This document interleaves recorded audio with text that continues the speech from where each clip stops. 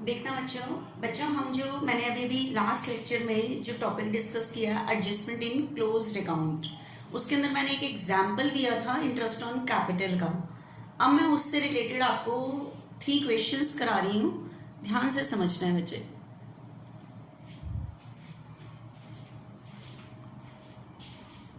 देखना जो मैंने टॉपिक कराया है उससे रिलेटेड क्या चीज़ है हमारे पास क्वेश्चन में।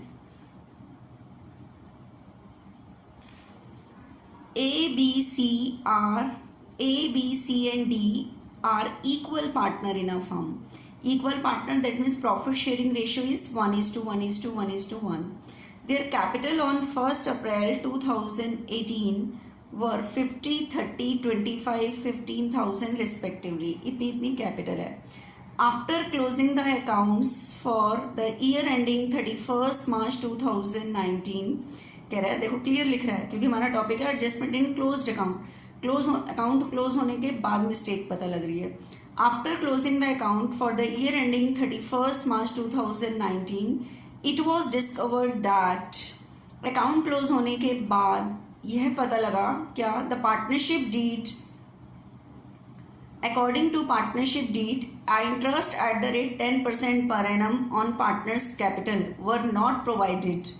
कह रहा है अकाउंट्स क्लोज होने के बाद यह पता लगा कि पार्टनरशिप डीड के अकॉर्डिंग जो 10% इंटरेस्ट था वो कैपिटल पे देना भूल गए बिफोर डिस्ट्रीब्यूशन ऑफ प्रॉफिट। आप बताओ एप्रोप्रिएशन अकाउंट में प्रॉफिट डिस्ट्रीब्यूट करने से पहले आप कैपिटल पे क्या देते हो? इंटरेस्ट। तो वही वो कह रहा है प्रॉफिट डिस्ट्रीब्यूट करने से पहले क्या नहीं दिया गया? इंटरेस्ट।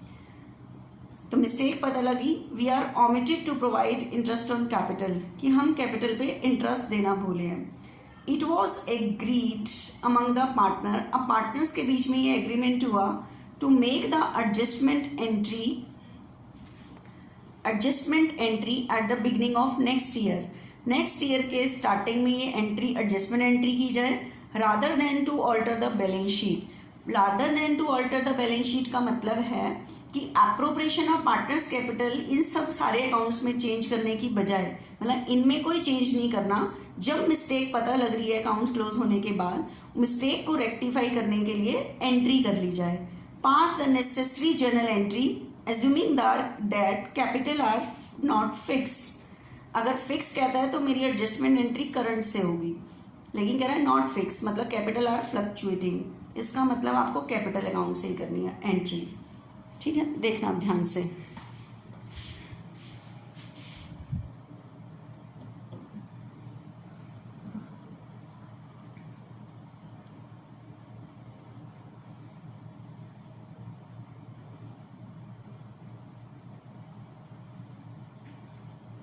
देखना बच्चे, आपके पास इस पूरे क्वेश्चन में उसने ये चीज बोली है कि पार्टनर्स के बीच में ये जो एग्रीमेंट हुआ है उसके लिए, मतलब उन्होंने कहा है कि make the adjustment entry rather than to alter मतलब चेंज द बैलेंस शीट, मतलब अपने अकाउंट्स जो पहले हैं उनमें चेंज करने की बजाय एक एडजस्टमेंट एंट्री कर ली जाए। तो आपके क्वेश्चन में, पूरे क्वेश्चन में मिस्टेक है, इंटरेस्ट ऑन कैपिटल देना भूल गए हैं। क्यों?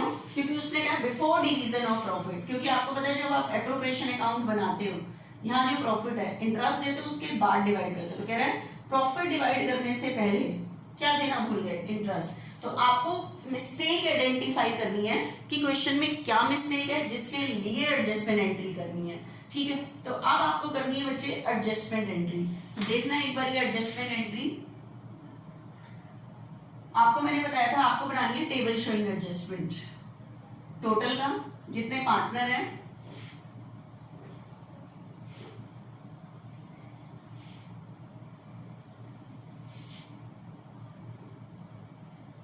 एक तरह से ये एंट्री करने के लिए वर्किंग नोट है, टेबल शोइंग एडजस्टमेंट,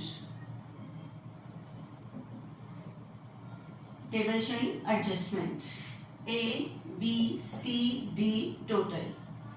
ठीक है, अब बच्चे आपके पास क्वेश्चन में कैपिटल थी 50 पे 10% इंटरेस्ट, A का इंटरेस्ट ऑन कैपिटल 50 पे 10% 5,000 इंटरेस्ट। बी की कैपिटल 1 अप्रैल की दी हुई है बच्चे 30,000 पर 10% 3000 इंटरेस्ट देना भूल गए हैं। सी की कैपिटल है, सी की कैपिटल 25,000, 25,000 पर 10% 2500। डी की कैपिटल, ठीक है, डी की जो कैपिटल है वो 15,000 है, 15,000 पर 10% 1500, ठीक है। अब है ये इंटरेस्ट देना भूल गए हैं, तो आपको पता है इंटरेस्ट ऑन कैपिटल एक बार तो आता है पार्टनर्स कैपिटल अकाउंट में, फिर एप्रोप्रिएशन में आता है। तो इस मिस्टेक का 2 अकाउंट्स पे इफेक्ट पड़ा होगा। तो मिस्टेक को सही करने के लिए 2 बार सोचना है। जो मैं ये वर्किंग नोट बना रही हूँ टेबल चेक है या कभी कोई ऐसी रफ में करना है, एंट्री करने के लिए वर्किंग नोट है, तो 2 बार सोचना है। तो पहले पार्टनर्स कैपिटल अकाउंट के अकॉर्डिंग, तो बताओ जो मिस्टेक हुई है वो कैपिटल अकाउंट में हम पार्टनर को पे करते हैं या पार्टनर से लेते हैं। तो इंटरेस्ट ऑन कैपिटल हम पार्टनर को पे करते हैं, तो कैपिटल अकाउंट में हम पे करना भूल गए हैं, देना भूल गए हैं। तो पहले दे दो इंटरेस्ट ऑन कैपिटल, तो 5,000 इसको देना भूले हैं, 3,000 इसको देना भूले हैं, 25 इसको और 15 इसको, ठीक है। तो इसका टोटल है, टोटल 12,000 देना भूले हैं। तो पहले दे दो। तो बताओ ये वाली चीज मुझे पार्टनर से वापस लेनी है या पे करनी है? पे करनी है। तो इसलिए मैं इस अमाउंट के लिए वर्ड यूज करती हूं यहां पे टोटल,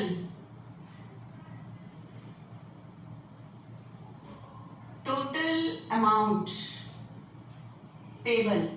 और मैंने टॉपिक स्टार्टिंग में बताया था कि पे करने के लिए कैपिटल को क्रेडिट करते हैं, ये लिखना जरूरी है ताकि इसी के बेस पे मैं एंट्री कर पाऊंगी। मतलब कैपिटल को इतने से क्रेडिट करना है। उसके बाद बच्चे मैंने कैपिटल अकाउंट के अकॉर्डिंग तो सोच लिया। आप बताओ जो इंटरेस्ट ऑन कैपिटल हम देना भूल गए थे, दूसरी बार सोचो एप्रोप्रिएशन के अकॉर्डिंग। आपको मैंने अभी जब टॉपिक डिस्कस किया था तो मैंने कहा था हम एप्रोप्रिएशन अकाउंट जब बनाते हैं यहाँ जितना भी प्रॉफिट है, तो अब मुझे बताओ लास्ट ईयर अगर ये 12,000 इंटरेस्ट यहाँ पे नहीं दिया गया तो क्या होगा? जो डिविजिबल प्रॉफिट है वो 12,000 से क्या निकल के आया होगा? ज्यादा। क्योंकि अगर मान लो यहाँ पे 50 प्रॉफिट था तो 50 में से ये 12 इंटरेस्ट ऑन कैपिटल लेस होता तो डिविजिबल प्रॉफिट कितना निकल के आता? 38। लेकिन ये 12 नहीं दिया गया तो कितना निकल के आया? 50। कितने से ज्यादा निकल के आया? जितने की मिस्टेक थी। तो मिस्टेक कितने की है? 12। तो इंटरेस्ट ऑन कैपिटल ना देने की वजह से जब मैं दूसरी बार एप्रोप्रिएशन के अकॉर्डिंग सोच रही हूं तो इंटरेस्ट ऑन कैपिटल ना देने की वजह से डिविजिबल प्रॉफिट 12,000 से फालतू निकल के आया होगा। फालतू निकल के आया होगा तो एप्रोप्रिएशन वाला प्रॉफिट किस में डिस्ट्रीब्यूट होता है? पार्टनर में। तो 12,000 का प्रॉफिट शेयरिंग रेशियो में पार्टनर में फालतू डिस्ट्रीब्यूट हो गया है लास्ट ईयर। तो अब मिस्टेक को सही करने के लिए क्या करोगे? वो प्रॉफिट वापस ले लोगे 12,000 का। किस रेशियो में? जिस रेशियो में बटा है प्रॉफिट शेयरिंग रेशियो में बटा है तो उसी रेशियो में वापस ले लोगे। तो मैंने दूसरा स्टेप क्या बताया था आपको, क्या लिखना है? Profit which is already distributed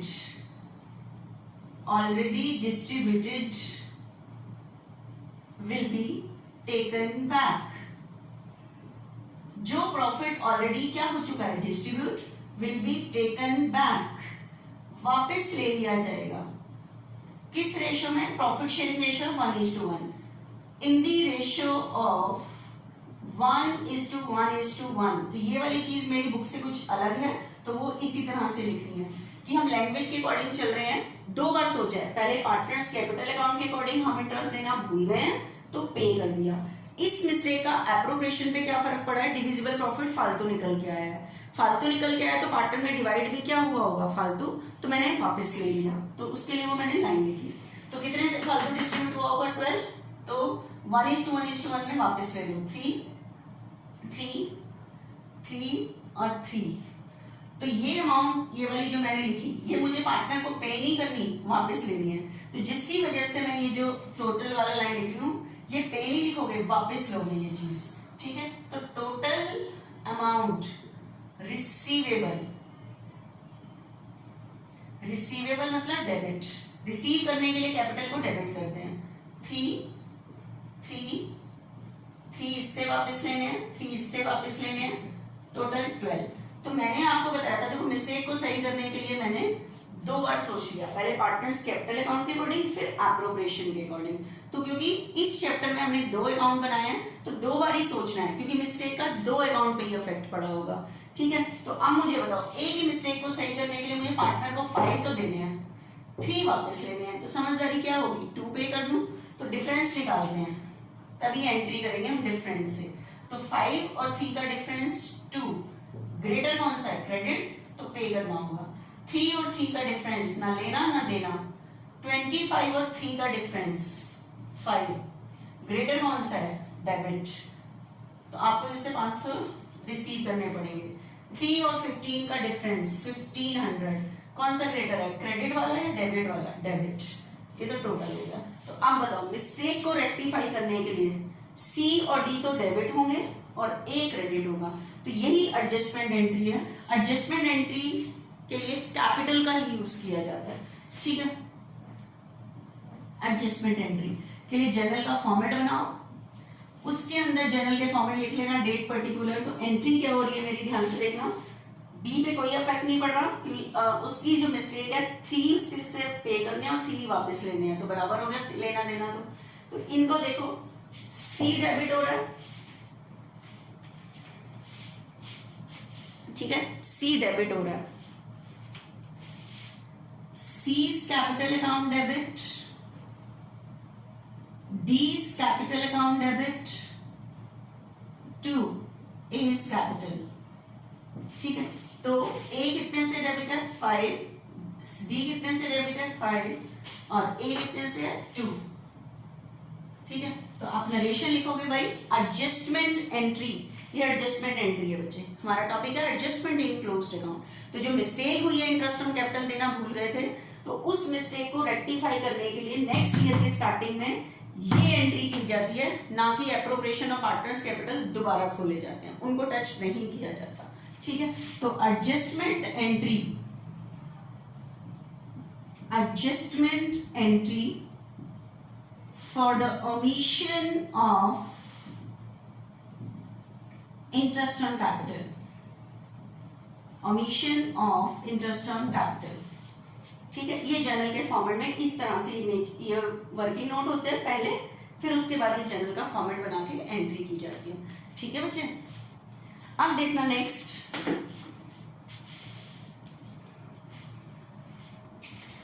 question में क्या मिस्टेक हुई है, आपने इस टाइम मिस्टेक पे अटेंशन रखनी है। Partners of the firm Alia, Bhanu, Chand distribute the profit for the year ending 31st March 2017 80 in the ratio of 3:3:2। कह रहा है 80,000 का प्रॉफिट इस रेशो में इन्होंने बांट दिया,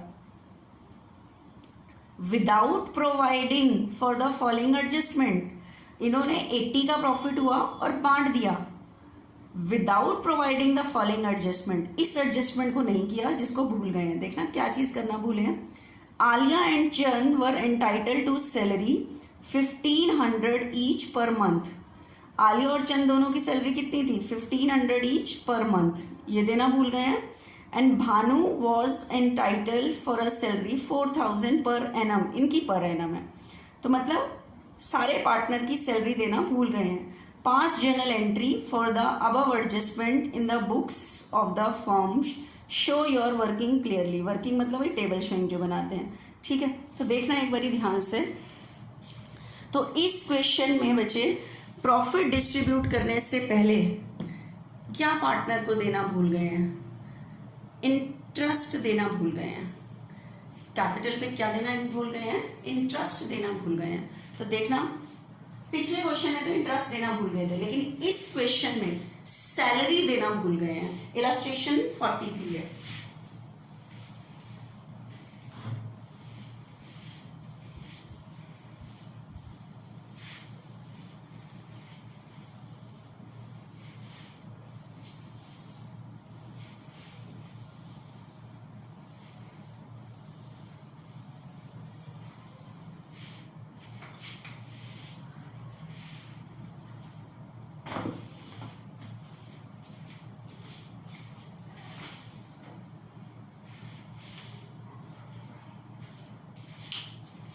मिस्टेक है बच्चे इस क्वेश्चन में। क्वेश्चन में उसने कहा है कि इस साल का जो प्रॉफिट 80,000 हुआ है, 80 जो हुआ है was distributed in the ratio of 3:3:2।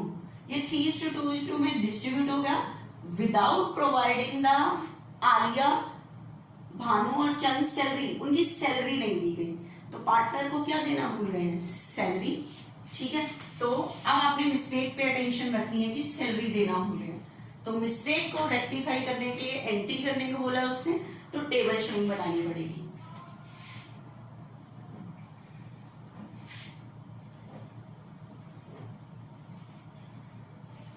Table showing adjustment,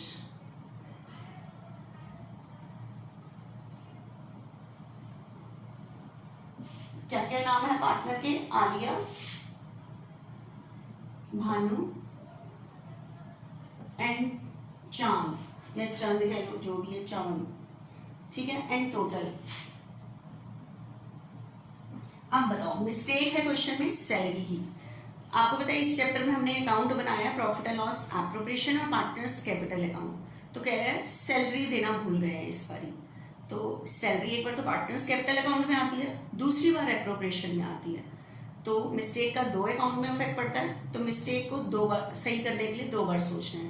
पहले पार्टनर्स कैपिटल अकाउंट के अकॉर्डिंग, तो बताओ सैलरी पार्टनर्स कैपिटल अकाउंट में हम पार्टनर से रिसीव करते हैं या पार्टनर को पे करते हैं, पे करते हैं, देते हैं मतलब पे करते हैं, तो पे करना भूल गए हैं, देना भूल गए हैं, तो पहले दे दो।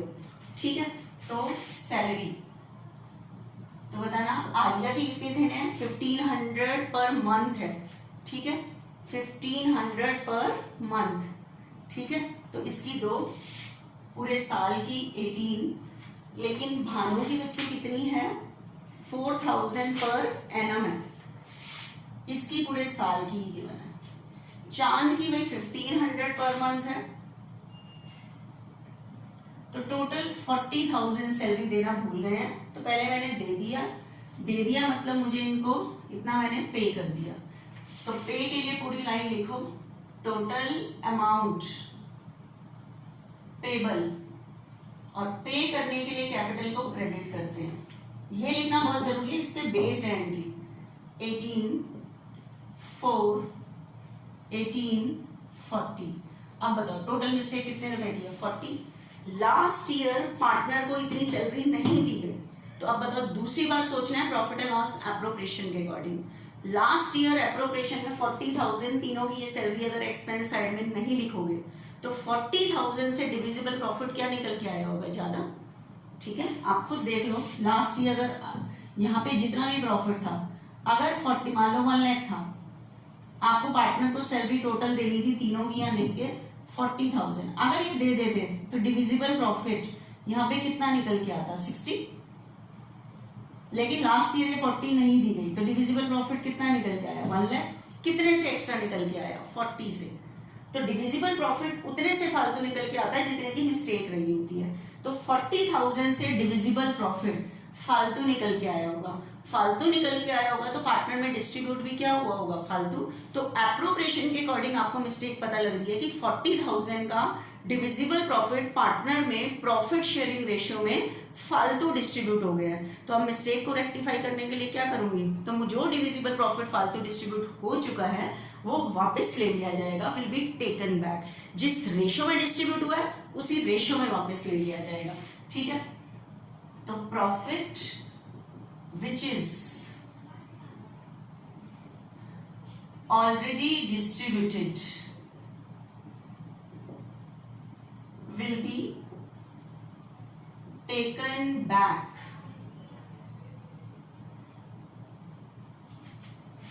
profit which is already distributed will be taken back in the ratio of, जो रेशियो थी उसी रेशियो में वापस लिया जाएगा। Ratio is 3:3:2। तो 40,000 का जो डिविजिबल प्रॉफिट फालतू डिस्ट्रीब्यूट हुआ है वो 3:3:2 में वापस लोगे, 3/8। 15,000 इससे वापस लोगे, 15 फिर इससे वापस लोगे, 2 बाय के अकॉर्डिंग 10 इससे वापस लोगे तो टोटल 40। कैपिटल अकाउंट के अकॉर्डिंग तो पार्टनर को आपने सैलरी पे करनी है, कर दी। एप्रोप्रिएशन के अकॉर्डिंग मिस्टेक का इफेक्ट पड़ रहा है डिविजिबल प्रॉफिट पे, वो फालतू डिस्ट्रीब्यूट हुआ, वो वापस ले लिया। और आपको पता है प्रॉफिट को वापस लेने के लिए तो हम क्या लिखेंगे, रिसीव करना है पार्टनर से, that means total amount receivable. और रिसीव करने के लिए क्या करते हैं, डेबिट। ये लिखना बहुत जरूरी है। 15, 10, 40। उसके बाद क्या निकालोगे, डिफरेंस। अब बताओ, मुझे मिस्टेक को सही करने के लिए पार्टनर को पे करने हैं 18 और पार्टनर से लेने कितने हैं 15, रिसीव करने हैं पार्टनर से 15, तो इससे अच्छा 3 पे कर दूं।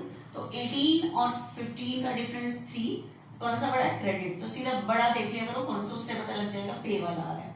4 और 15 का डिफरेंस 11, कौन सा बड़ा है, डेबिट वाला, क्योंकि 4 क्रेडिट है, 15 तो जो ग्रेटर है वही बचेगा। 10 और 18 का डिफरेंस 8, कौन सा बड़ा है, क्रेडिट वाला। ठीक है, तो एंट्री इतने जो डिफरेंस है उससे एंट्री होगी। तो उसके बाद आप जर्नल का फॉर्मेट बनाना, डेट पर्टिकुलर अमाउंट, जैसे आप बनाते हो जर्नल का फॉर्मेट, जर्नल के फॉर्मेट में पास कर देना इसे। ठीक है, तो बताओ क्या चीज डेबिट हो रही है, भानु, तो भानुस कैपिटल अकाउंट डेबिट। ठीक है, भानुस कैपिटल अकाउंट डेबिट, और कौन, बस भानु ही डेबिट हो रहा है 11, और कौन क्रेडिट हो रहा है, आलिया और चांद 2, आलियास कैपिटल 2, चांद्स कैपिटल 3 और 8, आलिया 3 से और ये इतने से। इसका मतलब मिस्टेक को सही करने के लिए मुझे भानु से 11,000 तो लेने हैं, ठीक है, उसके अकाउंट से काट लिए, और आलिया और चांद को मुझे 3 और 8, आलिया को 3 डाल दिए उसके अकाउंट में, चांद के अकाउंट में 8 डाल दिए। जब भी यहाँ था इतने पे करो इतने वापस लो, तो डिफरेंस निकाल के एंट्री की जाती है। ठीक है बच्चे, अब एक सम और करा रही हूँ मैं अभी इस टॉपिक से रिलेटेड। ठीक है बच्चे,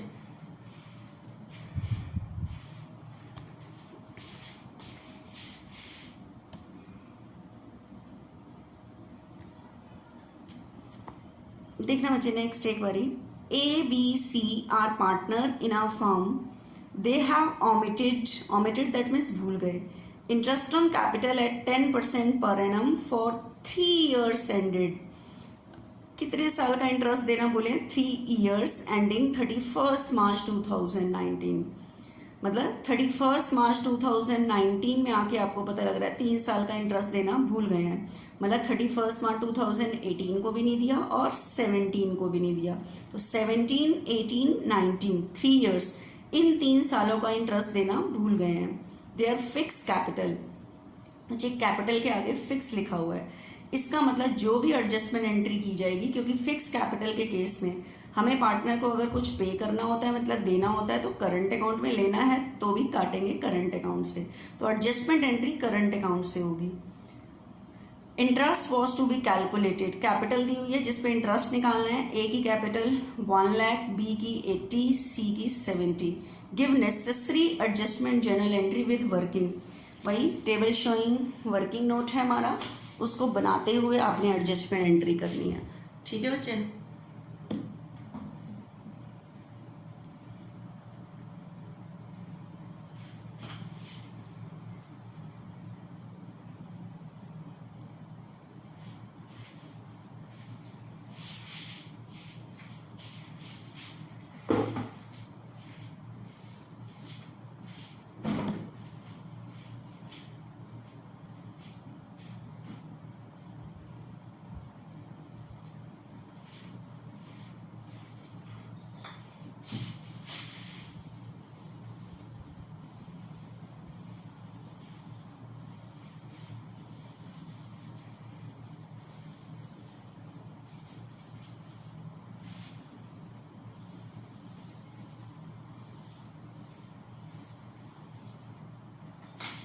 अब बच्चे जो मैंने इलस्ट्रेशन पढ़ी है उसके अंदर भी हम इंटरेस्ट ऑन कैपिटल देना भूले हैं, लेकिन कितने ईयर्स का, 3 ईयर्स का देना भूले हैं। तो जैसे मैंने 1 ईयर की मिस्टेक को सही करना बताया है, 2 बार सोचना है, वैसे ही 3 ईयर्स का करेंगे। देखना ध्यान से, टेबल शोइंग एडजस्टमेंट बनानी है।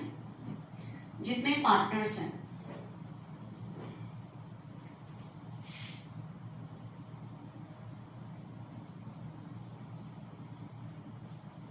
Table showing adjustment,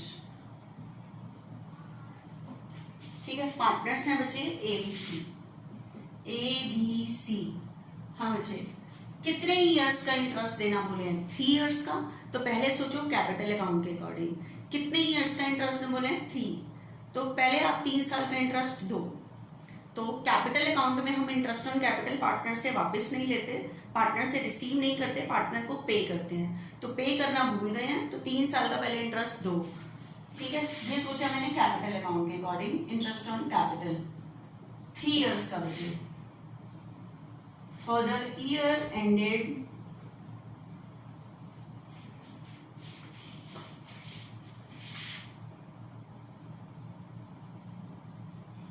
for the year ended 31st March 2017, तो 1 लाख पर बचे 10% इंटरेस्ट, 10,000, 80 पे 10% 8, 70 पे 10% 7, तो टोटल 1 साल का इंटरेस्ट देना बोले 25 और मैंने दे दिया। लेकिन कितने ईयर्स का देना बोले? 3, तो 3 ईयर्स का ही दो। For the year ended 31st March 2018, 10, 8, 7, फिर वही 25, ये 2 इयर्स का दे दिया। For the year ending 31st March 2019, 10, 8, 7, 25। तो अब मुझे बताओ, ये इंटरेस्ट ऑन कैपिटल मुझे पार्टनर से रिसीव करना है या पार्टनर को पे करना है? पे करना है कैपिटल अकाउंट में, तो पे कर दिया मैंने, ठीक है। तो टोटल अमाउंट पेबल, और पे करने के लिए कैपिटल को क्रेडिट करते हैं, मतलब 30 इसको इंटरेस्ट दिया 3 साल का, 24 इसको, 21 इसको। तो टोटल जो मिस्टेक है बच्चे वो 75 की है। इसका मतलब लास्ट 3 इयर्स में जब एप्रोप्रिएशन अकाउंट बना था, ठीक है, तो इंटरेस्ट ऑन कैपिटल ना देने की वजह से, आपको पता है इंटरेस्ट ऑन कैपिटल नहीं दोगे तो डिविजिबल प्रॉफिट क्या निकल के आया होगा? ज्यादा, ठीक है। बताओ कितने से ज्यादा निकल के आया होगा? जितने की मिस्टेक है। तो टोटल मिस्टेक कितने की है? 75।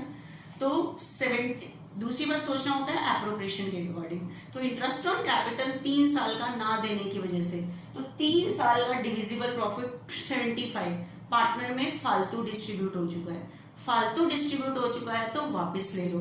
तो क्वेश्चन में प्रॉफिट शेयरिंग रेशियो है नहीं।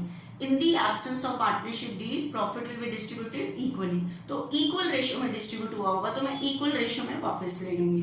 तो आपके पास क्या लिखोगे? Profit which is already distributed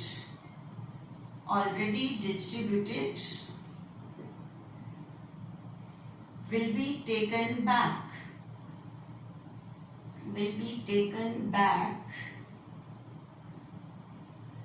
in the ratio of 1:1:1। तो टोटल मिस्टेक की, एक साल का भी पहले साल भी इतना फालतू पहुंचा होगा, दूसरे साल इतना, तीसरे साल, तो 3 साल में टोटल 75 पार्टनर के पास फालतू पहुंच चुका है एप्रोप्रिएशन में मिस्टेक की वजह से। तो ये वापस ले लोगे, ठीक है। 175 को 1:1, तो 25 इससे वापस लेना है, 25 इससे, 25 इससे, तो टोटल 75 वापस लेना है, ठीक है। तो टोटल कितना वापस लेना है? 75। देखना, ये वापस लेना है। तो वापस लेने के लिए देखो, ये चीज लिखने के बाद मेरे को ये लिखना बहुत जरूरी है, क्योंकि मेरा सम इस चीज पे डिपेंड है। टोटल अमाउंट रिसीवेबल, ये मुझे पार्टनर से वापस लेना है, और पार्टनर से रिसीव करने के लिए कैपिटल को डेबिट करते हैं। तो 25, 25, 25, 75। तो ना देखो, अब 3 साल की मिस्टेक को सही करने के लिए मुझे पार्टनर को 30 तो पे करना है, 25,000 वापस लेने हैं, तो क्या करूं, 5,000 ही तो पे कर दूं। तो इसलिए इस और इस चीज का डिफरेंस निकाल के एंट्री की जाती है, डिफरेंस। ठीक है, 30 और 25 का डिफरेंस 5, लेकिन डेबिट और क्रेडिट में किसकी अमाउंट ग्रेटर थी, इसकी, तो क्रेडिट। 24 और 25 का डिफरेंस 1, लेकिन ग्रेटर था डेबिट वाला, तो डेबिट से होगा। 25 और 21 का डिफरेंस 4, ग्रेटर कौन सा था, डेबिट। ये तो वैसे ही टोटल बराबर होता है। अब मिस्टेक को सही करने के लिए मुझे बी की कैपिटल को डेबिट करना है, सी की भी डेबिट करनी है और ए की क्रेडिट करनी है।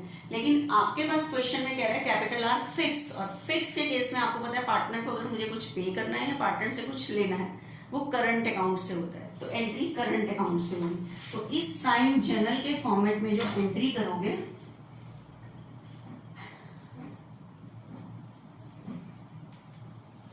ठीक है, जर्नल का फॉर्मेट, किसको डेबिट करना है, बी, तो B's current account debit, C's current account debit to